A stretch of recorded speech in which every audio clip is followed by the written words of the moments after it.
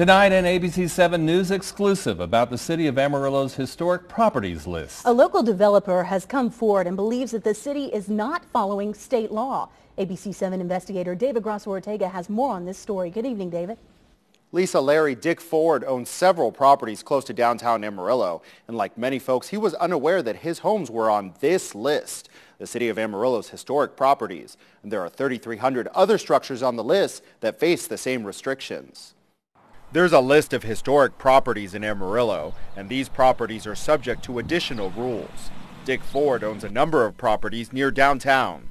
What I found out was that all of my properties were on this list, along with approximately 3,000 other properties that very few people know that exist. And people usually only discover that their house is on the list when they go to City Hall to pull a permit. But usually typically what happens is somebody will come and get a building permit, a demolition permit, or some kind of permit, and when they do that, once it's entered into the system, it will show if that address is in that list.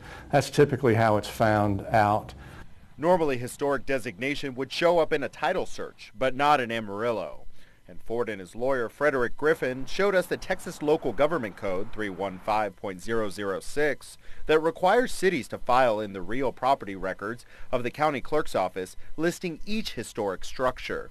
As far as it coming up in their title searches or something like that, I'm not sure about that. It has to be recorded in the county deed records so that any suspecting purchaser, lender, title company can have knowledge that the property is in fact restricted by the Historical Preservation Board. I spoke to a local title company who told me that they're well aware of this problem, but that they're simply not liable for anything that's not file of record. And the county clerk says that the city has never recorded this list of historical properties in Amarillo. Now, the rules are not as strict in Amarillo as in many historic districts around the country.